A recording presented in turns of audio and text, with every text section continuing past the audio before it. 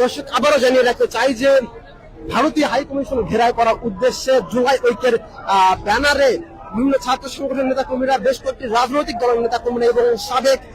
সেনা সদস্যদের সমন্বয়ে এবং বিভিন্ন কলেজ, বিশ্ববিদ্যালয় সহ বিভিন্ন মাদ্রাসা থেকে আসা শিক্ষার্থীরা ভারতীয় হাইকমিশনে ঘেরাও করার উদ্দেশ্যে জুলাই ঐক্যের ব্যানারে বিভিন্ন স্লোগান নিয়ে তারা কিন্তু রওনা হয়েছেন। এই মুহূর্তে তাদের মিছিলটি রয়েছে রামপুরা বাজারে এবং জানিয়ে রাখতে চাই যে মানবতা বিরোধী অপরাধ সহ বিভিন্ন অপরাধে সংগঠিত হয়ে আওয়ামী লীগ, ছাত্রলীগ, যুবলীগ এবং অন্যান্য নেতাকর্মীরা, তাদের নিষিদ্ধ সংগঠনের নেতাকর্মীরা তারা কিন্তু খুব সহজে ভারতে পালিয়ে রয়েছে। 5 আগস্টে 36 দিনের টানা আন্দোলনে কিন্তু শেখ হাসিনা সরকারের দীর্ঘ 16 বছরের ফাঁসিবাদী শাসনামলের অবসান ঘটে এবং তারপরে কিন্তু তাদেরকে জুলাই গণ অভ্যুত্থানে শিক্ষার্থীদের উপর নৃশংস হামলা, গণহত্যা সহ তথ্য প্রমাণ লোপাট সহ বিভিন্ন মামলায় কিন্তু তাদের বিরুদ্ধে বিভিন্ন মামলা করা হয় এবং সেই মামলার রায় কিন্তু বেশ সময় ধরে দেওয়া হচ্ছে। এবং সবচেয়ে বড় বিষয়টি হলো যে গত 17 নভেম্বর শেখ হাসিনা সহ সাবেক স্বরাষ্ট্র উপদেষ্টা আসাদুজ্জামান খান কামালকে মানবতা বিরোধী অপরাধের মামলায় মৃত্যুদণ্ডের রায় শোনানো হয়েছে এবং তারপর থেকে কিন্তু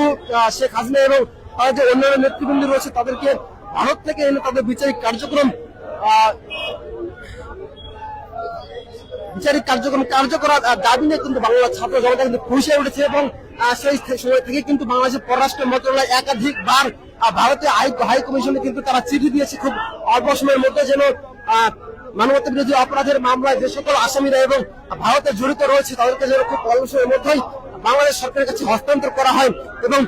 সেই চিঠি কিন্তু ভারত সরকার বারবার উপেক্ষা করে গেছে এবং সেই সহ তারা যুক্তি নিয়ে কোনো তথ্য কিন্তু এখনো বাংলাদেশকে জানায়নি। সেই জায়গা থেকে একটু জানিয়ে রাখতে চাই যে সেই অধিকার, সেই দাবি আদায় খুব অল্প সময়ের মধ্যে যেন শেখ হাসিনা সহ অন্যান্য আসামিদেরকে ভারতে প্রেরণ করা হয়। একই সাথে বাংলাদেশের ভারতের রেজেন্ট যারা বাংলাদেশে রয়েছে তাদের মাধ্যমে আসলে বাংলাদেশকে বিভিন্ন রাজনৈতিক ভাবে আসলে উত্তপ্ত করা হচ্ছে এবং ইন্ডিয়ান লেজার ভিত্তিক রাজনীতি যেভাবে বাংলাদেশে বাস্তবায়ন হচ্ছে, একই সাথে দীর্ঘ ফ্যাসিলিটি শাসনামলের 16 বছর যেভাবে ভারতের বিভিন্ন নাগরিক আসলে বাংলাদেশের সরকারি চাকরিতে উচ্চপদস্থ কর্মকর্তা হিসেবে দায়িত্ব পালন করছেন। 5 আগস্টের পরে কিন্তু এই